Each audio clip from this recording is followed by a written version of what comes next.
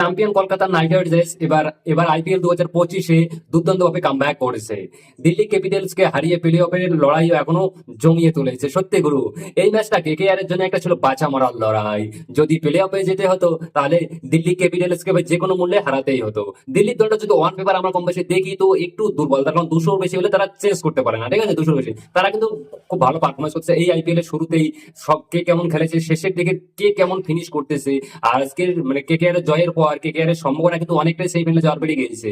মানে টসের সময় রাজীব রাহানে একটা কথা বলেছিলেন যে বাকি থাকা 5টা ম্যাচের মধ্যে অন্তত 5টা ম্যাচে কেকেআর কে জিততে হবে, সেমিফাইনালে জিতাতে। যে হয়তো প্রথম কাজটা শুরু করে দিয়েছে দিল্লি ক্যাপিটালসকে হারিয়ে, সেটা করিয়েও দেখিয়েছে কেকেআর। জয়ের মূল কারণ ছিল যে সুনীল নারায়ণ অ্যান্ড বরুণ চক্রবর্তী, এই দুই স্পিনার কেকেআর এর ভাই সত্যি অসাধারণ।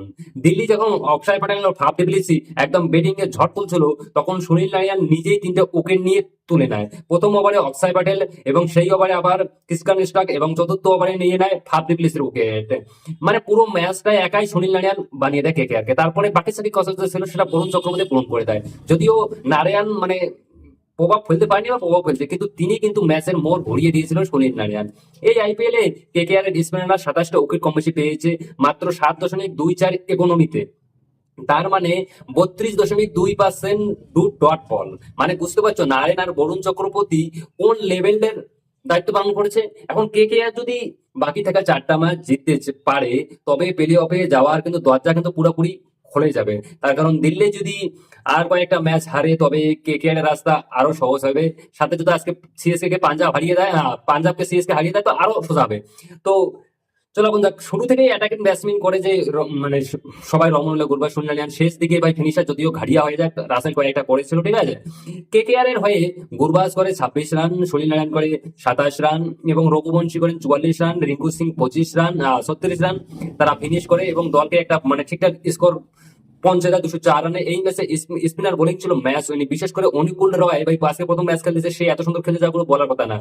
সত্যি অনুকূল রায় মানে প্রমাণ করে দিয়েছে যে তাকে বসিয়ে কেন মানে তাকে নেওয়া আছে।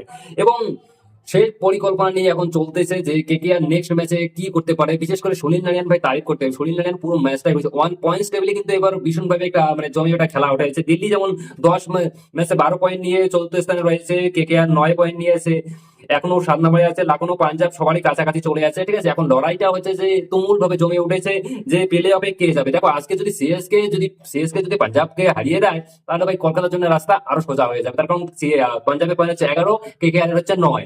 এবার লাখনৌ তো ভাই লাখনৌর পয়েন্ট হচ্ছে 10, ঠিক আছে? ম্যাচও খেলছে 10টা।